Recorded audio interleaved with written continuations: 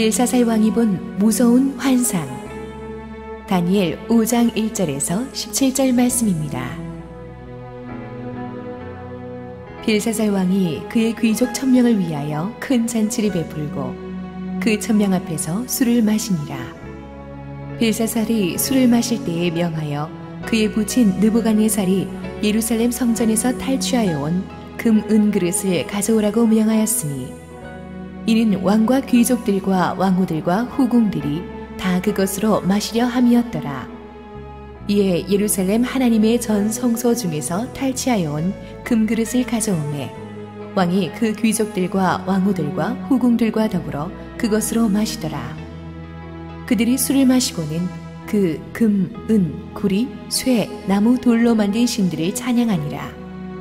그때에 사람의 손가락들이 나타나서 왕궁 촛대 맞은편 석회벽에 글자를 쓰는데 왕이 그 글자 쓰는 손가락을 본지라.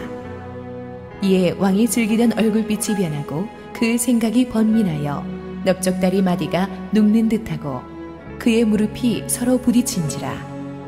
왕이 크게 소리질러 술객과 갈대아 술사와 점쟁이를 불러오게 하고 바벨론의 지혜자들에게 말하되 누구를 막론하고 이 글자를 읽고 그 해석을 내게 보이면 자주색 옷을 입히고 금사슬을 그의 목에 걸어주리니 그를 나라의 셋째 통치자로 삼으리라 하니라. 그때 왕의 지혜자가 다 들어왔으나 능히 그 글자를 읽지 못하며 그 해석을 왕께 알려주지 못하는지라. 그러므로 벨사살 왕이 크게 번민하여 그의 얼굴빛이 변하였고 귀족들도 다 놀라니라. 왕비가 왕과 그의 귀족들의 말로 말미암아 잔치하는 궁에 들어왔더니 이에 말하 이르되 왕이여 만수무강하옵소서. 왕의 생각을 번민하게 하지 말며 얼굴빛을 변할 것도 아니니이다. 왕의 나라에 거룩한 신들의 영이 있는 사람이 있으니 곧 왕의 부친 때에 있던 자로서 명철과 총명과 지혜가 신들의 지혜와 같은 자니이다. 왕의 부친 느부갓네살 왕이 그를 세워 박수와 술객과 갈대아 술사와 점쟁이의 어른을 삼으셨으니 왕이 벨드사살이라 이름하는 이 다니엘은 마음이 민첩하고 지식과 총명이 있어 능히 꿈을 해석하며 은밀한 말을 밝히며 의문을 풀 수 있었나이다. 이제 다니엘을 부르소서. 그리하시면 그가 그 해석을 알려드리리이다 하니라. 이에 다니엘이 부름을 받아 왕의 앞에 나오매 왕이 다니엘에게 말하되 내가 나의 부왕이 유다에서 사로잡아온 유다 자손 중에 그 다니엘이냐. 내가 내게 대하여 들은즉 내 안에는 신들의 영이 있으므로 내가 명철과 총명과 비상한 지혜가 있다 하도다. 지금 여러 지혜자와 술객을 내 앞에 불러다가 그들에게 이 글을 읽고 그 해석을 내게 알게 하라 하였으나 그들이 다 그 해석을 내게 보이지 못하였느니라.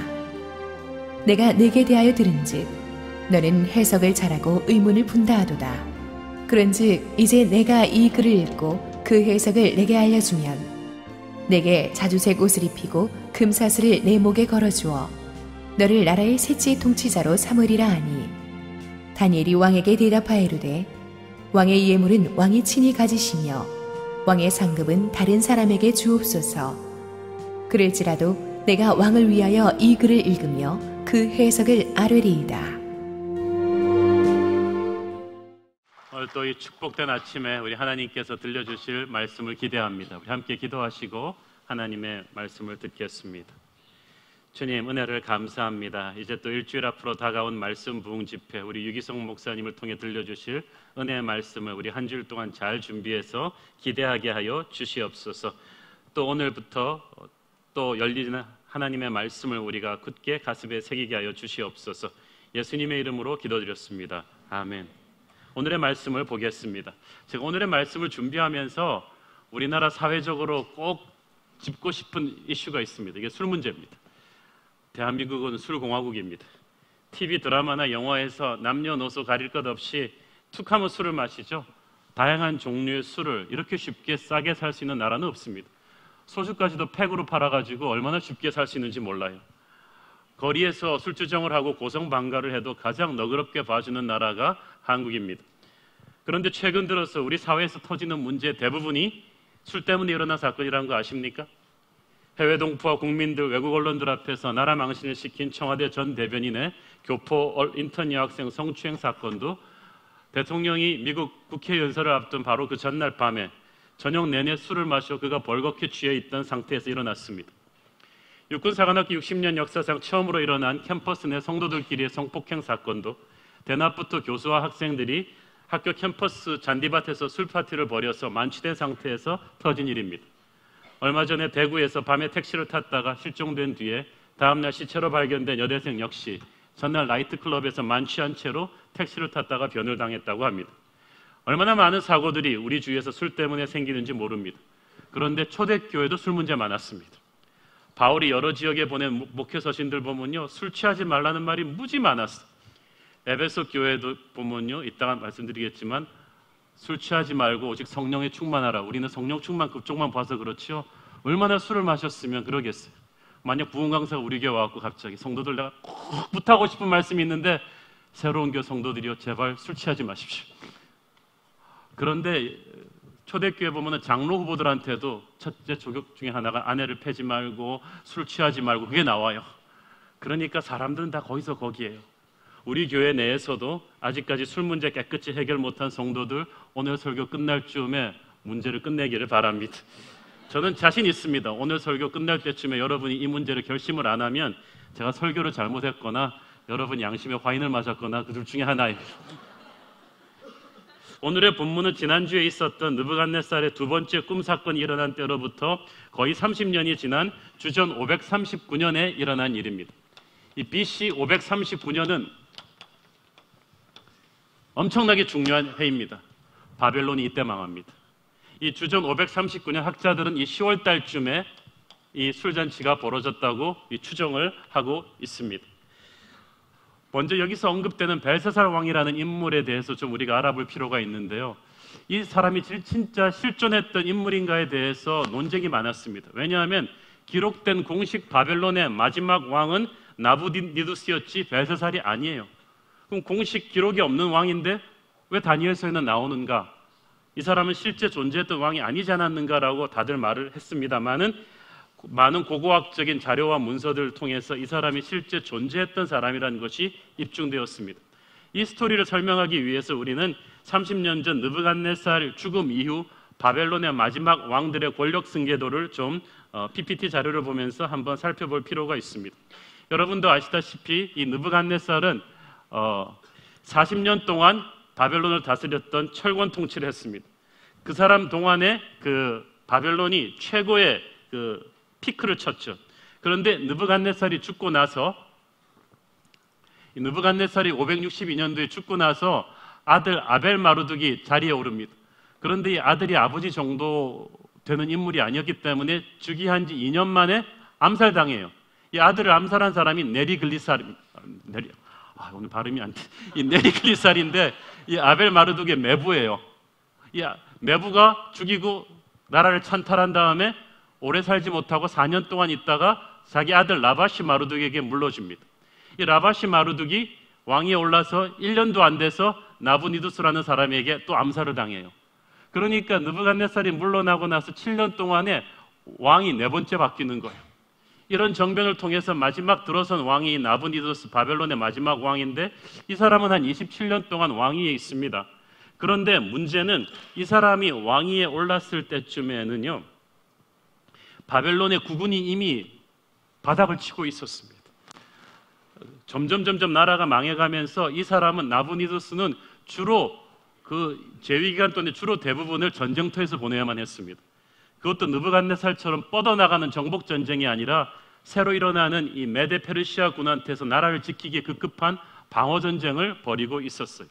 그리고 여러분이 또 잘 보셔야 될 게 이 느부갓네살 때부터 여기까지는 그래도 느부갓네살 가문 사람들인데 이 나부니두스부터는 느부갓네살의 직계가 아니에요. 그렇지만 이 나부니두스는 명분이 필요했고 정통성이 필요했기 때문에 느부갓네살의 딸을 아내로 삼습니다. 그 느부갓네살이 찍어서 사위로 삼은 사람이 아니라 자기가 느부갓네살의 딸과 결혼한 거예요. 그래서 자기와 자기 아들을 항상 느부갓네살의 후예라고 스스로 주장했는데 실은 가문이 달랐어요. 가문이 달라 이유 중에 하나가 이 느부갓네살 가문은 이 마르둑 신을 섬겼어요. 바벨론의 주신이죠. 그런데 이 왕들이 웃기는 게 말이죠. 자기가 신이라고 생각해서 자기 이름에다 꼭 그 신 이름을 넣어요. 그래서 아벨 마루둑, 라바시 마루둑. 그런데 이렇게 신적인 존재로 자기를 내세우려고 했던 왕일수록 별 볼 일이 없어요. 1년, 2년 만에 암살을 당한 거죠. 그런데 이 느부갓네살 가문이 마루둑을 섬겼는데 이 나부니도스 가문은 다른 신을 섬겼어요. 그러다 보니까 그리고 이 나부니도스나 이 벨사살은 정통성이 없고 그러다 보니까 좀 정치를 잘 못했어요. 그래서 바벨론 사람들의 마음은 느부갓네살과 그 직계 자손에게 있었지 점점 나부니도스에게서 떠났던 거예요. 그래서 민심이 심각하게 이반되면서 이 바벨론의 민심은 이미 신흥 강대국 페르시아 쪽으로 기울어져 있었습니다. 그래서 많은 경우 이 페르시아 왕이 진군해 올 때 바벨론의 그 군대들이 많이 그냥 항복을 해버렸던 상황입니다. 자, 그런데 다시 돌아와서 이 나부니도스가 왕위에 있는 동안에 바벨론 도성에 거의 있지 못하고 외부에 나가서 전쟁을 하면서 바벨론을 지키려고 했습니다. 그러면 비어있는 바벨론 도성을 상식적으로 누구한테 통치권을 맡기겠습니까? 아들이에요. 아들의 이름이 벨사살이에요. 그래서 이 벨사살은 아버지가 밖에서 전쟁하는 동안에 바벨론 도성의 임시 책임자로서 왕 같은 권위를 휘둘렀던 사람이죠. 그래서 이 시점에서 넘버1이 나부니도스면 넘버2가 바로 이 벨사살 왕이고 세 번째 권위자, 세 번째 통치자의 자리가 국무총리 자리인데 나중에 이 꿈을 풀면 이 사람을 거기다 앉히겠다고 한 말이 바로 그 뜻입니다. 자, 그런데 이 느부갓네살의 죽음 이후에 점점 국운이 기울어지고 있다가 지금 이 벨사살의 술잔치가 열리고 있는 이 10월쯤에는 어떻게 됐냐 하면 이 아버지 나부니도스가 밀려오는 페르시아의 군대와의 마지막 전쟁에서 패하고 아라비아 어느 사막으로 도망가 있던 때입니다. 이때 밀려온 페르시아군이 바벨론 도성을 포위하고 2년 동안 아주 비오듯한 공격을 퍼부으면서 마지막 바벨론의 숨통을 끊어내려고 하던 바로 그때예요. 그러니까 여러분 상상이 안 가죠. 지금 나라가 모든 전쟁을 다 패하고 밀려오는 페르시아 대군한테 학자들은 20만이 넘는 대군이라고 합니다. 이 도성을 에워싸고 포위전을 벌이고 있는 이 상황에서 왕과 밑에 직속 부하들은 지금 비상 방어전을 선포해야 되는데 1000명이 넘는 술자리를 확 벌린 거예요. 이건 그 당시 스케일로도 굉장히 큰 것입니다. 왜 이런 무모한 술자리를 벌였겠는가? 그들은 천혜의 요새 바벨론 도성은 무너지지 않는다는 헛된 자신감을 갖고 있었어요. 여러분 지난주와 지지난주에 우리 동영상을 통해서 보셨죠? 그리스의 역사학자 헤로도토스가 증언한 대로 광대한 사막 한가운데 있었던 바벨론 도성은 각 변의 길이가 23km가 넘는 성 전체의 둘레가 무려 90km에 달하는 거대한 사각형의 도시입니다. 90km면 어느 정도냐 하면요, 여기서 수원까지가 45km예요. 그 배나 되는 거리가 이 바벨론 전체의 도성이었던 거예요. 그런데 이 바벨론 도성이 왜 난공불락이냐 하면요, 이 바벨론인들의 건축에 아주 총한데 이 유프라테스 강을 끌어들이면서 이 강을 세 군데로 나눠서 한쪽은 성 옆으로 깊은 해자를 파고 강이 흐르게 했어요. 그리고 한가운데로 또 강을 흘렸어요. 이게 폭이 20m가 넘는 아주 깊은 해자를 파가지고 물을 확 둘렀기 때문에 어떤 적군도 이걸 뚫고 들어올 수가 없는 거예요. 무리를 걷지 않는 이상은. 그리고 이 바벨론성 성벽이 세겹 시스템인데 성벽 하나가 제일 바깥에 그 진흙 벽돌로 만들어진 아주 단단한 벽이 두께가 3.7m예요. 3.7m고 그 다음에 내벽이 있는데 이건 더 높은데 훨씬 높은 데에 있는 내벽이 돌아가는데 이게 6.5m예요. 그 사이로 사두마차가 지나갈 만한 공간이 있어요. 6.5m가 어느 정도인지 여러분의 이해를 돕기 위해서 여기 노란 테이프 보이죠? 여기서부터 저기까지 6.5m예요. 그러면 이 위로 마차가 다녀요. 3.7m면은요, 저 같은 사람 2사람 이상 눕는 그 두께로 이걸 하는 거예요. 그러니까 이 적병이 20m의 해자를 뚫고 여기 어떻게 기어 올라왔다고 쳐도 이 위에서 또 쏘는 거죠. 그리고 성벽 곳곳에 돌아가면서 20m가 넘는 공격 방어용 타워들이 있습니다. 청동문이 100개가 있습니다. 해자 모두를 걷어버리면 순식간에 적이 트랩되어 버리는 천혜의 요새예요. 한 번도 도성을 세우고 나서 무너진 적이 없어요. 그런데 이 천혜의 요새를 페르시아 왕 고레스가 뚫어버립니다. 어떻게 뚫었을까요? 다음 주에 말씀드리도록 하겠습니다. 그러니까 이런 천혜의 아무리 포위되었다 해도 그리고 이 안에서 버틸 수 있는 식량이 20년이 넘었어요. 20년 동안 먹고 살 수 있는 거예요. 우리가 버티기만 하면 사막이니까 저 대군이 물러갈 것이라는 헛된 자신감, 바벨론을 지켜준 신들이 자기들을 지켜줄 거라는 그런 헛된 자신감이 있는 거예요. 그러니까 인간이요, 참 궁지에 몰려서도 잘 인정하지 않아요. 잘 회개하지 않아요. 끝까지 뭐 믿는 구석이 있는 거예요. 바벨론인들이 믿었던 성벽처럼 우리가 믿는 어떤 돈이 있어요. 인맥이 있어요. 권력이 있어요. 그러나 최후의 순간이 오면요, 모래성처럼 무너질 것입니다. 세 번째는 왜 이런 무모한 술잔치를 벌려냐 하면은 동요하고 있는 민심을 안정시키려는 정치 쇼입니다. 우리는 나라가 망할 거야, 페르시아군한테 떨어질 거야 막 이러고 있는데, 아니야, 왕과 우리 군사령관들과 귀족들은 이렇게 거대한 술잔치를 벌일 정도로 여유가 있어, 우리는 무너지지 않아 라는 이런 쇼를 하는 거죠. 인생이 다 망해가는 사람일수록 겉으로 보기에는 이렇게 객기를 부리는 분들이 많아요. 사업이 망해가는데 오히려 더 남들한테 기죽지 않으려고 외제차 사고 명품 사고 그러면서 막 큰소리 통통 치는데 이미 꺼져가는 등불의 바락이죠. 여기에 초대된 1000명의 VIP들은 아마 바벨론의 최고의 재벌과 정치지도자 드렸을 텐데 아무도 이 벨사살 왕에게 직언하는 사람이 없었어요.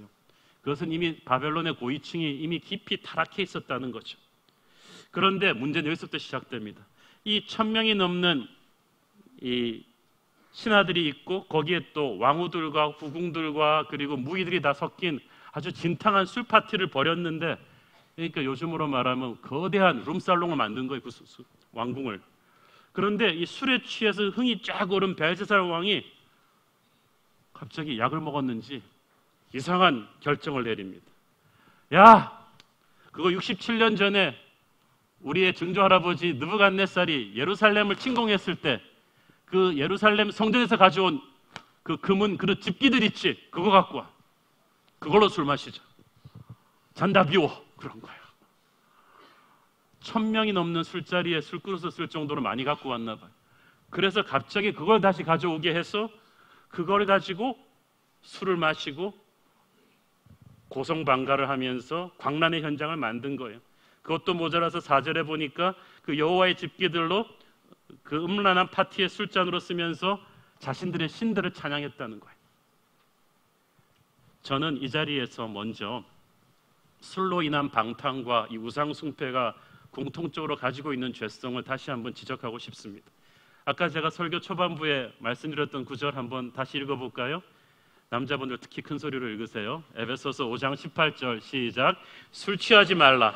이는 방탕한 것이니 오직 성령으로 충만함을 받으라. 많은 목사님들이 아직도 술 먹는 남자 성도들 자극하기 싫어서 성령 충만 쪽으로만 설교를 해요, 이 본문에. 그런데 저는 오늘 앞부분을 붙잡고 설교를 하겠습니다. 술 취하는 것을 바울이 이거는 상징적으로 말한 거 아니에요. 진짜 그 당시도 술 문화가 심했던 거예요. 그런데 이 5장 18절 다시 한번 띄워줘 보세요. 이 영어 성경을 보면요, 재밌습니다. Do not get drunk on wine which leads to debauchery. 그 무슨 말입니까? 술을 취하게 되면 debauchery라는 말은 이 도덕적인 타락을 말하는 거예요. 음란과 도덕적인 완전히 타락으로 leads to 된다는 거니까 어떤 힘이 술 취하게 되면 너를 그렇게 이끌어갈 것이다. 많은 분들이 얘기합니다. 뭐 술 좀 마시는 게 죄입니까? 쿨하게 마시고 그 정도 하는. 그렇지 않아요. 여러분은 자기 자신을 이끄는 힘이 없어요. 이 술에 취하게 되면 여러분이 대충 쿨하게 마시는 게 아니라 취할 때까지 마시거든요.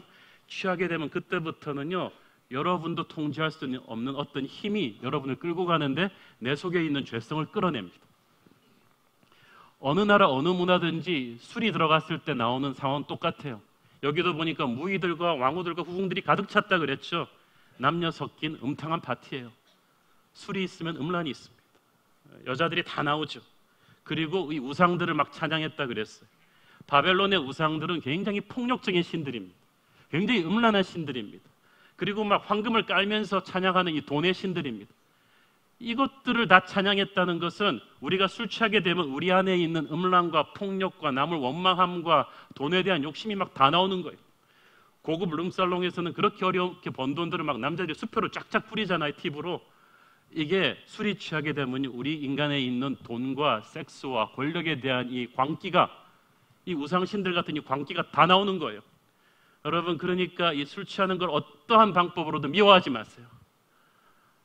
교회 다니면서 이 문제를 아직도 해결하지 못한 사람들 정신 차리길 바랍니다. 이때부터 이 벨사살이 지금 어떤 상황에 들어가게 되는지를 보세요. 그런데 보세요. 이 벨사살이 갑자기 술 파티 흥이 돋는 이 시점에서 뜬금없이 67년 전에 조상 느부갓네살이 예루살렘 신전에서 하필 가져온 그 집기들을 가져와서 술잔으로 삼은 이유가 뭘까요? 술잔 집기로 삼으려면요, 바벨론은요 어느 나라든지 점령하면은 그 나라의 신을 바벨론 신이 이겼다고 생각했어요. 그래서 그 나라의 신전에 있는 집기들을 다 가지고 와서 바벨론 신전 앞에다 다 모아놔요. 자기들 마루둑 신전 앞에. 그러니까 바벨론이 점령한 나라가 한둘이겠어요? 유다보다 더 크고 강한 나라도 많이 점령했을 텐데 그 많은 나라의 신들의 집기는 다 놔두고 하필이면 기억도 까마득한 67년 전에 그 작은 나라 유다의 예루살렘 성전에서 가져온 집기를 왜 하필이면 이 시점에 가져오라 그랬겠어요? 이게 우연의 일치겠습니까?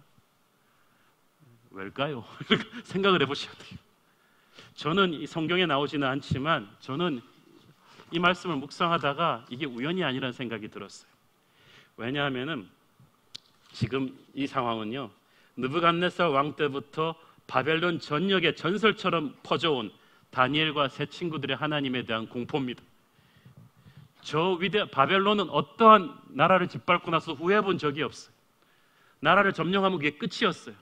그런데 이스라엘은 아니었어요. 유다는 짓밟았는데 포로로 잡혀온 다니엘과 그 세 친구들 때문에 그 하나님을 다시 한번 보게 된 거예요. 그래서 풀무불 앞에 그 세 친구들 때문에 느부갓네살이 한 번 꿇고 꿈 한 번씩 해석할 때마다 한 번씩 꿇으면서 정신병자같이 되면서 저 천하의 정복자 느부갓네살도 할 수 없이 인정한 하나님의 이름을, 대국민 조선까지 발표한 하나님에 대한 그 소문을 모든 바벨론인들의 뇌리에 전설처럼 들어와요. 한 번도 누구 앞에 무릎 꿇어본 적이 없는 바벨론들이 신처럼 숭상하는 느부갓네살을 무릎 꿇린 존재. 그래서 유다라는 나라는 전멸시켰지만 그 유다의 하나님에 대한 공포만큼은 모든 바벨론인들의 뇌리에 남아서 내려오는 거예요. 벨사살이 아무리 철없는 왕이지만은 아까 말씀드렸죠. 벨사살은 지금 느부갓네살의 직계가 아니에요. 필요해서 느부갓네살의 자손이라는 이름은 빌렸지만 항상 벨사살은 지금 어떤 생각을 할까요? 어떤 기회든지 잡아서 내가 느부갓네살보다 위대하다는 걸 백성들한테 보여줘야 되는데 그래야 정통성이 서는 데라고 생각을 했는데 마침 그 생각이 난 거죠. 이게 영감인가 보다. 내가 만일 저 여호와 하나님을 집기들을 여기 갖고 와서 이거를 술파티로 모욕을 하면서 바벨론의 신들을 찬양하면 저 위대한 전설의 느부갓네살 왕도 무릎 꿇었던 하나님을 내가 무릎 꿇린 느부갓네살보다 더한 제왕적인 카리스마를 국민들이 우러러 볼 거라는 생각을 한 것 같아요. 그래서 지금 페르시아군에 포위당해서 왕국이 멸망당해 가니까 민심이 이반돼서 자기를 원망하는 듯한 분위기를 이 한 번으로 반전시키려는 생각을, 바보 같은 생각을 저는 했다고 생각해요. 그렇지 않고 괜히 술자리에서 뜬금없이 그 생각을 했을 리가 없어요. 어쨌든 그러나 바보 같은 생각을 했죠. 머리 나쁜 사람은 아이디어 내면 안 되는데 이 무모한 아이디어 때문에 심판의 철퇴가 코앞에 다가와 버렸습니다. 5절을 보세요. 5절 앞부분을 보세요. 뭐라고 써 있습니까? 그때에 이게 중요해요. 그때에 느부갓네살이 벨사살이 이렇게 나는 이제 느부갓네살보다 위대해. 느부갓네살 할아버지도 꼼짝도 못했던 여호와의 하나님 아무것도 아니구만. 그러면서 막 흥이 오르고 있는 이때에 앞에 손가락이 확 나타난 거예요. 글씨가 이 석회벽 땅땅 쓰여지기 시작하는데 여러분, 글씨가 사람한테 공포를 줄 수 있다는 거 아십니까? 한국의 유명한 프로야구 선수가 미국의 메이저리그 캠프에서 여름에 훈련을 하는데요. 그 캠프에 중남미 지역에서 다 온 마이너리그 선수들이 같이 훈련을 했대요. 이 마이너리그 선수들은요, 미국에 수만 명이 있는데 일주일에 100불도 못 받아요. 그러면서 거기서 조금 눈에 들어야 1군 메이저리그로 올라가는데 매주 그 훈련 결과를 보고 코치가 딱 나와서 전부 다 모이면 칠판에다가 이름들을 쓴대요. 탈락자 후보예요. 살생부예요. 그럼 여기다가 곤잘라스 땅 쓰면 곤잘라스는 죽음의 빛이 확 들어오면서 보따리 싸고 나가는 거야. 여러분, 그 시간이 어떻겠어요? 수십 명, 수백 명 선수들이 있는데 코치가 딱 들어와서 글씨 딱 쓰면 죽음의 칠판 글씨예요. 곤잘레스. 땅땅 들리는데 진짜 거짓말 안 하고 지옥의 방망이 소리 같대요. 땅땅한 곤잘레스. 그 다음에 무슨 까를로스 이렇게 땅땅 쓰면 이렇게 이름이 한 20개 딱 적히면 죽음의 이름. 글씨가 그렇게 무서워요.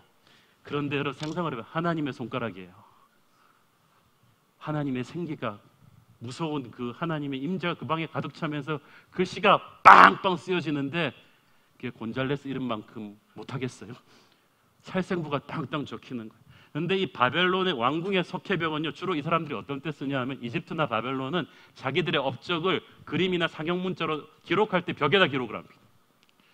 저는 그것이 기록할 벽이었든지 이미 기록된 벽이었을 거라 생각해요.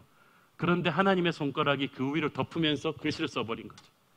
글씨를 쓰려니까 어떻게 했겠어요? 하나님이 일단 지웠겠죠. 벽을 하얗게. 그리고 쓰는 거예요. 저는 이 장면이 너무나 통쾌해요. 바벨론은 자기들의 업적을 남기려고 했는데 하나님이 오버라이트 해버린 거예요. 너희들의 역사는 의미가 없구나. 다 지워버렸어요. 하나님이. 그냥 싹 지워버리고, 그래서 제 상상으로는 모두 어떤 바벨론의 업적이 쓰였든지 간에 하나님이 이렇게 조용하게 지우신 다음에 거기다가 글자를 팡팡 쓰는 거예요. 이 사람들은요, 이게 도끼로 내려치는 것 같았을 거예요. 글자 하나씩 펑펑 쓸 때마다. 그리고 이 왕이 보니까 어떻게 됐냐 했더니 He was terrified라고 되어 있어요. 그 생각이 테러를 먹은 거예요. 그리고 널쩍 다리마디가 녹는 듯하고 정말 이 표현이 너무 리얼하죠. 그의 무릎이 서로 덜덜덜 부딪혔다. 혼이 나갔다는 거죠. 자, 이걸 보면서 얼마나 통쾌한 게, 쬐끄만 게 말이지 아무것도 아닌 게 이때까지 막 그렇게 교만을 떨더니 하나님의 임재가 나타나니까 이제 술 파티 그냥 술이 다 깨버렸어요. 전부 다. 그리고 글씨, 손가락은 사라졌는데 글씨는 남아있는 거예요. 여러분, 추사 김정희의 글씨나 안평대군 같은 명필의 글씨는 지금도 보면은 살아 춤을 추는 듯이 힘이 있다고 합니다. 추사 김정희의 글씨가, 김정희가 죽은 지 수백 년이 지난 오늘날도 보면 힘이 있다면 살아계신 하나님의 손가락으로 남긴 그 글씨가 어땠겠어요? 이 그 글씨에서 뿜어 나오는 하나님의 이 임재가요, 그냥 그냥 이게 싸하다는 게 이런 말인 거죠. 전부 다 얼어가지고 꼼짝을 못하는 상황이에요. 그 벨사살 왕이 여기서 비명처럼 크게 소리를 지른 거야. 아무것도 아니에요. 여러분, 세상 권세로 두려워하지 마세요. 아무것도 아니에요. 비명을 지르, 누구든지 저걸 풀어. 그러면 내가 자주옷과 금사슬을 걸어줄게. 왕족만이 입을 수 있는 최고의 재물을 다 주겠다는 거죠. 그리고 나라의 셋째 통치자, 아버지 부왕과 자기 밑에 셋째 통치자로 삼겠다. 최고의 권력과 돈을 줄 테니까 누구든지 저거 풀어주기만 해. 이 사람은 지금 거의 정신이 반쯤 나간 거예요. 그러니까 바벨론 최고의 술객들과 학자들이 불려 들어와서 이 글씨들을 해독하려고 하는데 해독이 안 돼요. 이 다니엘서에 보면 말이죠, 몇 번씩 이 표현이 반복돼서 나와요. 아무도 해석할 수 없더라. 그 누구도 능히 해석할 수 없더라. 이게 그냥 계속 처음 느부갓네살의 첫 번째 꿈을 다니엘이 해석하던 그때부터 계속 나와요. 그거는 세상은 풀 수 없더라. 여러분, 바벨론 사람들이 얼마나 똑똑한 문명인 줄 아세요? 저 피라밋을 만든 이집트인들보다 수사학, 기하학, 건축학이 더 발달된 게 바로 바벨론이에요. 그런데 아무도 못 푸는 거예요. 이것이 하나님의 영광입니다. 인간의 자질구레한 문제는 우리가 몸부림치면 풀 수 있습니다. 그러나 결정적인 문제는 하나님 앞에 엎드리지 않으면 도저히 풀 수가 없어요. 근데 벨사살은 하나님을 모르니까 세상적인 방법밖에 동원을 못하죠. 세상적 방법을 쓰면 쓸수록 모르겠죠. 공포심은 더 커가죠. 이건 계시거든요. 계시는 하나님이 드러내주지 않으면 알 수가 없거든요. 사람은 모르는 것에 대한 공포가 있어요. 글씨도 무서운데 그 뜻의 의미를 아무도 모르는 거예요. 이 패닉과 혼란 상태에 왕비가 들어옵니다. 10절을 보니까 이때 왕비가 나타나죠.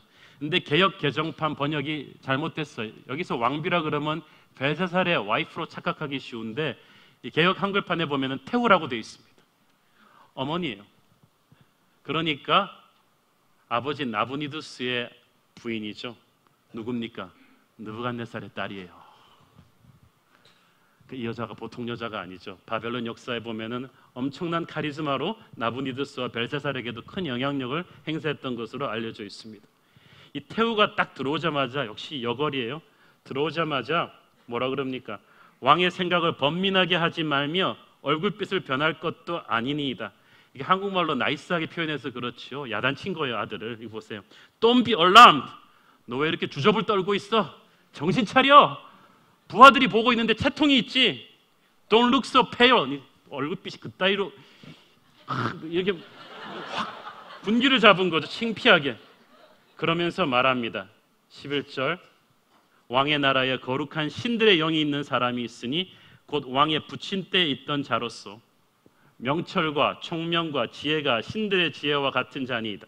왕의 부친 느부갓네살 왕이 그를 세워 박수와 술객과 갈대아 술사와 점쟁이의 어른을 삼으셨으니, 이 말 한마디로 태후는 지금 많은 말을 하고 있는 거죠.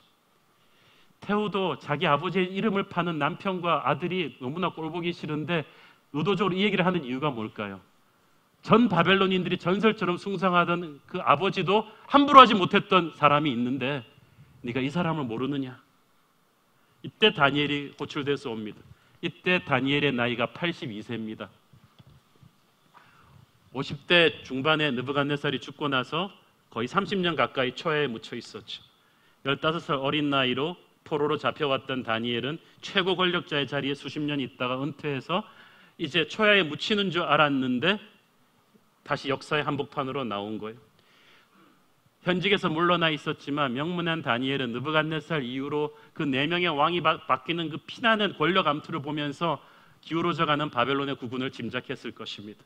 그리고 신흥 강대국 페르시아의 그 발흥을 이미 그 사람은 꿈으로 봤기 때문에 페르시아의 시대가 온다는 걸 알고 있었고, 페르시아의 대군과 그걸 이끄는 고레스가 얼마나 뛰어난 장군인지를 알고 있었어요. 포위된 도성의 운명이 지금 풍전등화에 놓여 있는데 이 무모한 대형 술잔치를 벌이는 철없는 벨사살 왕의 소식에 다니엘은 한심해하면서 기도하고 있었을 것입니다. 그런데 갑자기 왕궁에서 호출 명령이 온 거예요. 아마 가는 길에 사자가 설명해 줬겠죠. 이 손가락 사건, 글씨 사건에 대해서.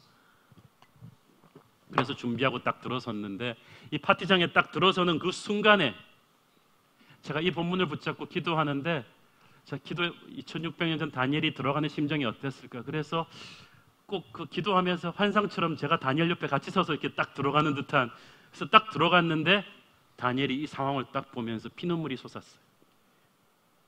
술잔치를 벌이고 있는 거 알았는데 그 갓잔치도 하는 인간들이 들고 있는 술잔들을 딱 보는 순간에 다니엘이 피눈물이 솟아버렸어. 저게 뭐야 저게. 조국에서 끌려온 지 67년이 지났지만 한 번도 하나님의 이름을 땅에 떨어부은 적이 없는 다니엘, 제사장들만이 다룰 수 있는 여호와의 성전에 있는 집기들이 이 음탕한 술파티의 술잔으로 손손에 들고 있는 걸 보면서 이 다니엘의 눈에서 피눈물이 솟은 거예요. 수십 년 포로 상의를 하면서도 저 무서운 느부갓네살 앞에서도 하나님의 이름을 땅에 떨어뜨리지 않기를 위해서 목숨을 불살랐던 다니엘의 눈에 이 철부지 같은 이 음탕하고 인간 같지도 않은 인간들이 쓰고 있는 이 하나님의 집기를 보면서 피눈물이 솟은 거예요. 순간 다니엘은 직감했어요. 이걸로 끝이구나. 더 이상 이 패역한 제국을 가만두지 않겠다는 이 분노. 이 다니엘이, 저는 상상을 해봤을 때 늙었지만 호랑이잖아요. 딱 보는 순간에 전부 다 술 먹다가 잔을 놨을 거예요.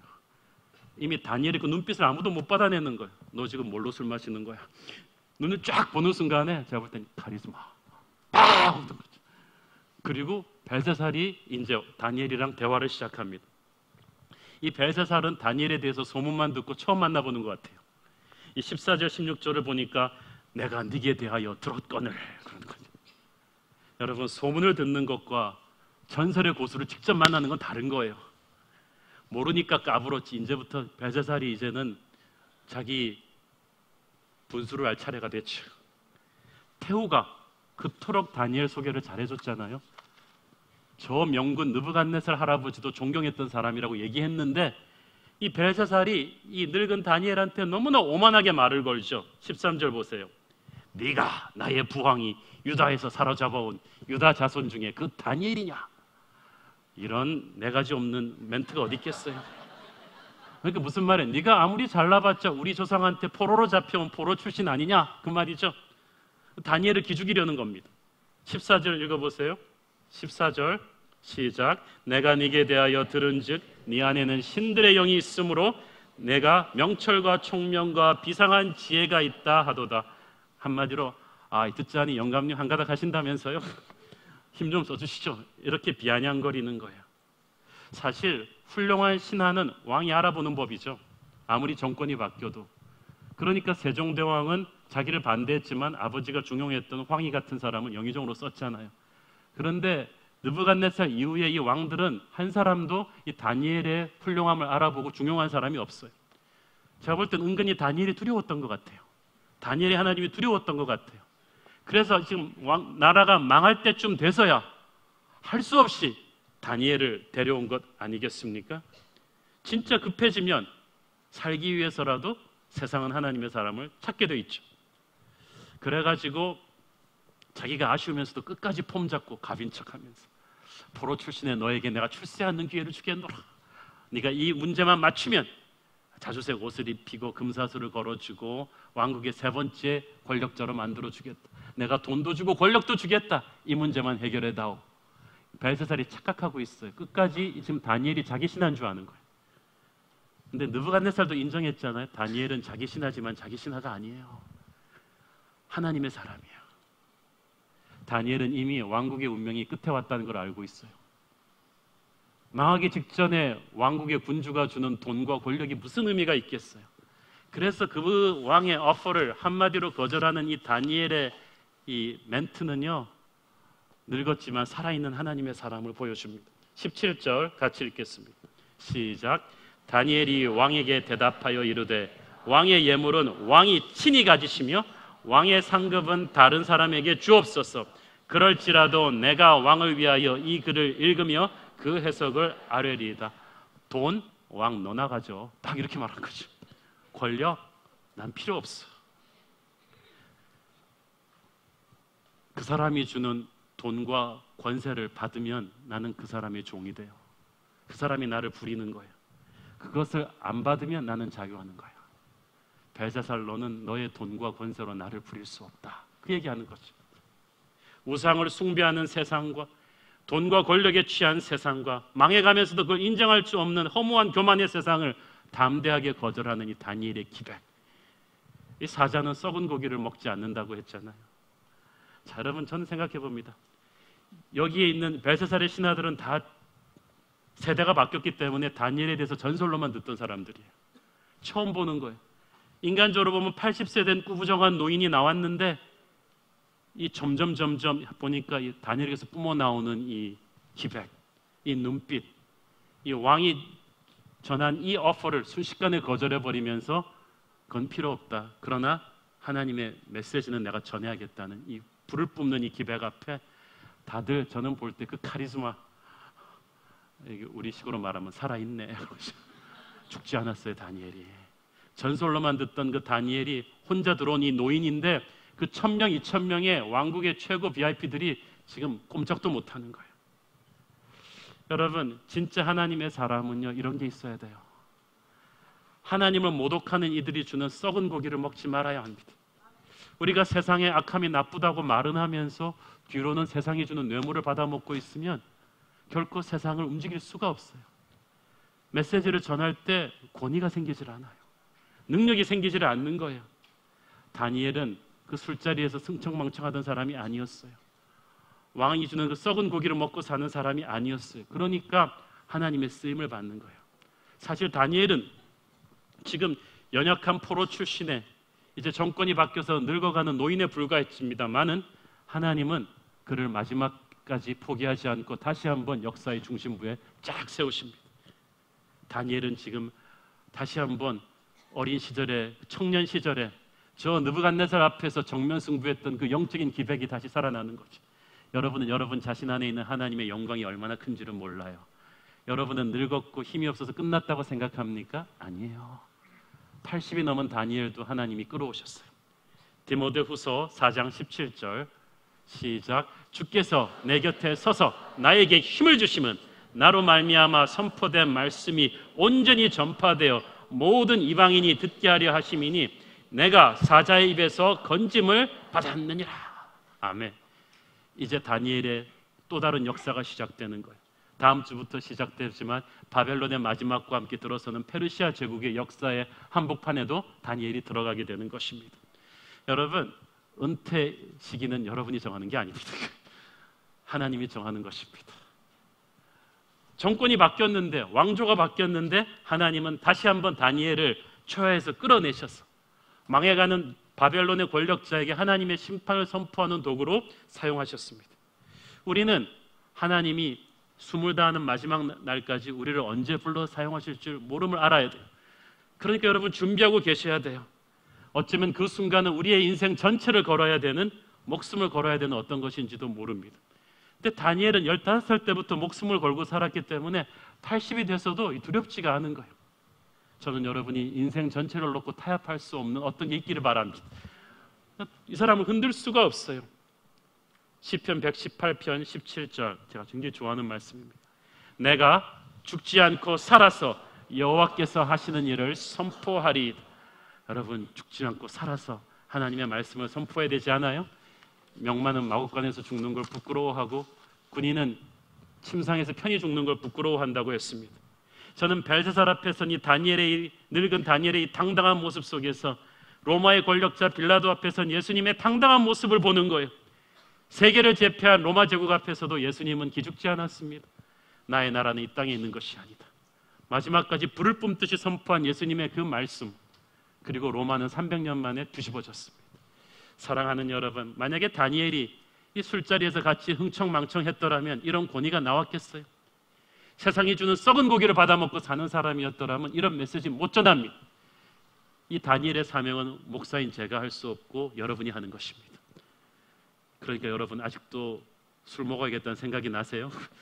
아직도 이 흥청망청하는 문화 속에서 같이 흘러가면서 주어라 마셔라 하면서 자신의 영혼을 팔고 자신의 양심을 팔고 자신을 통제할 수 없는 어떤 악의 힘에 이용당하시겠어요? 아니면 마지막 늙은 80의 노인이 될 때까지 하나님의 쓰임을 받는, 이 시대를 호령하는 다니엘의 기백을 가지시겠습니까?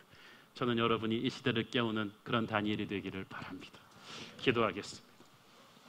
사랑하는 아버지, 은혜를 감사합니다. 바벨론처럼 이 한국도 술에 취했고 음란에 취했고 돈에 취해버린 세상입니다. 하나님, 이 미쳐버린 세상 속에서 우리도 같이 묻어가지 않게 하여 주시옵소서. 어떤 핑계로도 세상의 그 타락함에 우리가 물들지 않게 하여 주시고, 우리 새로운 교회 성도들 시대를 꾸짖는 다니엘의 기백을 가질 수 있도록 순결함과 거룩함을 주시옵소서. 예수님의 이름으로 기도했습니다. 아멘.